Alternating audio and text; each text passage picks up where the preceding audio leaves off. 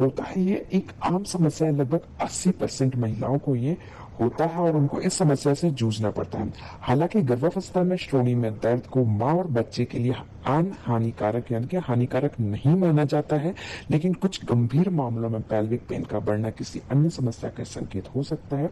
इसलिए समय रहते आपको डॉक्टर की सलाह लेते रहना चाहिए। अब हम बात करते हैं कि पेल्विक पेन, प्रेगनेंसी में पेल्विक पेन एग्जैक्टली होता क्या है, इसके बारे में डिटेल में हम जानकारी आपको देते हैं। पहले तो हम आपको ये बताते हैं कि पेल्विक पेन होता क्या है। आमतौर पर प्रेगनेंसी में तीसरी तिमाही मतलब थर्ड ट्राइमेस्टर में गर्भवती महिला के पेल्विक क्षेत्र में ज्यादा दबाव पड़ने की वजह से श्रोणि में दर्द मतलब पेल्विक में दर्द, कूल्हा और हड्डियों के जोड़ों के सामने की स्थिति, कूल्हा और हड्डियों के जोड़ों के सामने की स्थिति में हिस्से के एक सिम्फिसिस प्यूबिस होता है, यहां पर आपको दर्द शुरू होता है। गर्भावस्था में रिलैक्सेशन जो हार्मोन होता है प्रेग्नेंट महिलाओं के पेल्विक क्षेत्र के लिगामेंट यानी जो अस्थिबंध होता है को ढीला कर देता है, ताकि बच्चे के जन्म के समय पेल्विक क्षेत्र के फैलने से मदद मिल सके। इससे महिला के श्रोणि में दर्द का भी अनुभव होता है। कभी कभी होता क्या है कि महिलाओं के जो बेबी होता है, बच्चा होता है, उसका वजन ज्यादा हो जाता है, उस वजह से भी दबाव पड़ने से दर्द शुरू हो जाता है। कई बार गर्भावस्था के दौरान महिलाओं के पेल्विक क्षेत्र के दोनों और हड्डियों में असामान्य रूप से चौड़ी हो जाती है, उस वजह से भी पेल्विक पेन होता है, जिसे डायसिस सिम्फिसिस प्यूबिक कहते हैं। सामान्यतः महिलाओं को पेल्विक क्षेत्र में हड्डियों के बीच अंतर 4 से 5 mm तक का होता है, लेकिन गर्भावस्था के दौरान यह अंतर बढ़ जाता है। यह अंतर 10 mm या उससे ज्यादा हो जाता है तो गर्भवती महिला को डायसिस सिम्फिसिस प्यूबिक होने की संभावना बढ़ जाती है। गर्भावस्था में श्रोणि में दर्द कब होता है, तो देखिए मैं आपको बता दूं ये किसी भी तिमाही में हो सकता है, लेकिन अधिकतर गर्भवती महिलाओं को थर्ड ट्रिमेस्टर यानी 7वें 8वें महीने में शुरू हो जाता है। उसके पहले भी 6ठे महीने से भी शुरू हो जाता है, इसलिए इसको शिशु के जन्म के ठीक पहले गर्भवती महिलाओं के पेल्विक पेन में दबाव बढ़ने लगता है। प्रेगनेंसी में पेल्विक पेन के लक्षण क्या होते हैं, इसके बारे में भी हम जान लेते हैं। ठीक है, पीठ के निचले हिस्से और आगे के क्षेत्र में दर्द होना, मतलब आपके वजाइना में दर्द होना, नाभि या पेट के निचले हिस्से प्यूबिक में हड्डी में दर्द होना, वजाइना में गुदा मतलब रेक्टम के बीच में दर्द होना, अचानक जांघों में दर्द होना, मतलब आपके थाइज में दर्द होना, जांघों से होते हुए दर्द, पैरों तक पहुंच जाना, पैदल चलते वक्त प्यूबिक की हड्डी में दर्द होना, एक और करवट लेटकर प्यूबिक की हड्डी में दर्द होता रहता है। अगर आपको प्रेगनेंसी में पेल्विक के साथ रक्तस्राव मतलब ब्लीडिंग भी होता है, वजाइनल डिस्चार्ज और असहनीय पीड़ा होती है, तो आपको तुरंत डॉक्टर के पास जाना चाहिए। आपको थोड़ी भी इसमें देरी नहीं करनी चाहिए। गर्भावस्था में जो आपके पेल्विक होता है उसमें पेन के क्या क्या कारण हो सकते हैं, इसके बारे में भी थोड़ा सा हम बता देते हैं। पेल्विक पेन के कारण पिछली प्रेगनेंसी के दौरान पेल्विक पेन होना, मतलब जिन महिलाओं को पिछली प्रेगनेंसी के दौरान पेल्विक पेन रहता है उन्हें दोबारा भी हो सकता है। मतलब एक अगर आप दूसरे बच्चे में भी सोच रहे हैं कि पेल्विक पेन नहीं होगा, तो ऐसा नहीं है, दूसरे बच्चे में भी पेल्विक पेन होता है। प्रेगनेंसी में पेल्विक पेन का कारण पेल्विक क्षेत्र में चोट लगना तो नहीं है। तो ये मैं आपको बता दूं कि गर्भवती महिला को पेल्विक क्षेत्र में चोट लगी हो तो प्रेगनेंसी के दौरान वो और बढ़ सकता है। प्रेगनेंसी में पेल्विक पेन के कारण बच्चों की स्थिति में बदलाव का होता है या नहीं होता है।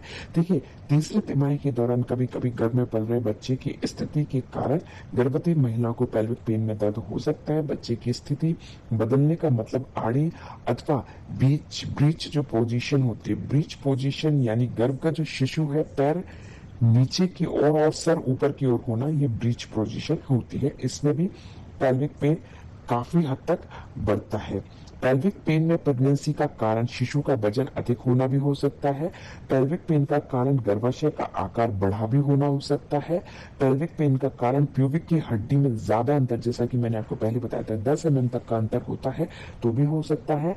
और यूटीआई यूरिनरी ट्रैक्ट इन्फेक्शन अगर आपको पहले रहा है तो भी आपको पेल्विक पेन की शिकायत हो सकती है। प्रेगनेंसी में पेल्विक पेन का कारण ब्रेस्टन हिक्स संकुचन, मतलब ब्रेस्टन हिक्स संकुचन, हिक्स कॉन्ट्रैक्शन के कारण भी गर्भवती महिलाओं को पेल्विक पेन होता है। ब्रेस्टन हिक्स संकुचन कॉन्ट्रैक्शन शिशु के जन्म के कुछ हफ्ते पहले से एक आर्टिफिशियल कॉन्ट्रैक्शंस होते हैं। महिलाओं को ऐसा दर्द आता है, उन्हें लगता है कि अब वो ऐसा हो रहा है कि शायद उनका बेबी बाहर आने वाला है, पर ऐसा नहीं है। गर्भावस्था में कम पानी पीने की वजह से 20वें सप्ताह में अगर महिला को 1 घंटे में 4 या उससे ज्यादा बार संकुचन का अनुभव होता है तो आपको डॉक्टर की सलाह लेनी चाहिए। फिर भी मैं आपको बता दूं कि आपको बीच बीच में पानी पीते रहना चाहिए। और क्या प्रेगनेंसी के दौरान, एक बहुत ही आम क्वेश्चन है, प्रेगनेंसी में पेल्विक पेन से गर्भपात हो सकता है? तो देखिए, अगर आपको अचानक से प्रेगनेंसी में गर्भपात हुआ है तो हो सकता है कि आपको रक्तस्राव, बुखार हो, और इसे नजरअंदाज नहीं करना चाहिए। आपको तुरंत डॉक्टर को बताना चाहिए कि अगर अचानक से आपके पेल्विक में बहुत ज्यादा दर्द बढ़ जाए। प्रेगनेंसी में पेल्विक पेन का कारण एक्टोपिक प्रेगनेंसी भी हो सकती है। एक्टोपिक प्रेगनेंसी के कारण गर्भवती महिला को अत्यधिक पेन और पीड़ा होती है। प्रेगनेंसी में पेन का कारण इसके समय पूर्व डिलीवरी, जैसे कि समय से पूर्व डिलीवरी हो तब भी आपको ये पेल्विक में पेन हो सकता है। और गर्भाशय में अगर फाइब्रॉइड या रसौली होने की वजह से भी आपको पेल्विक में पेन हो सकता है। गर्भाशय में अगर आपने पहले कभी रसौली की बीमारी रही हो, उसके बाद आपने अपना बेबी किया हो, तो भी आपको इस तरीके से हाई पेल्विक पेन, जो ज्यादा पेल्विक पेन में दर्द होता है, वो हो सकता है। और किडनी में पथरी की वजह से भी आपको पेल्विक पेन हो सकता है। एपेंडाइटिस की वजह से भी आपको पेल्विक पेन हो सकता है। तो पेल्विक पेन की जांच कैसे करें, इसके बारे में आपको बताऊं। लक्षणों के आधार पर आपको पेल्विक पेन की जांच या फिर आप अपने फिजियोथेरेपिस्ट से भी करवा सकते हैं। इससे भी, अल्ट्रासाउंड की मदद से, खून की जांच से भी आपको इसमें सलाह अच्छी मिलेगी। नेक्स्ट है पेल्विक पेन कम करने की तरीके क्या क्या है। तो पेल्विक पेन, देखिए, पेल्विक सपोर्ट बेल्ट आती है, आप वो ले सकते हैं। फिजियोथेरेपी सपोर्ट ले सकते हैं। फिजियोथेरेपी बहुत फायदेमंद होती है। अगर आपको एक्सट्रीमली पेल्विक पेन हो रहा है तो आप फिजियोथेरेपी ले सकते हैं। मैनुअल थेरेपी भी ले सकते हैं। मैनुअल थेरेपी के दौरान आप रीढ़ की हड्डी कूल्हे में धीरे धीरे घुमाएं। इसमें आपको आपके जो वजाइनल एरिया है, वहां पैरों में, सब में धीरे धीरे हल्के हल्के तेल की मालिश करवाएं। दूसरा इलाज इसका ये हो सकता है, आप एक्यूपंक्चर करवा सकती हैं। एक्यूपंक्चर से भी आपको काफी फायदा मिलेगा और डॉक्टर्स का भी अच्छा अनुभव रहेगा।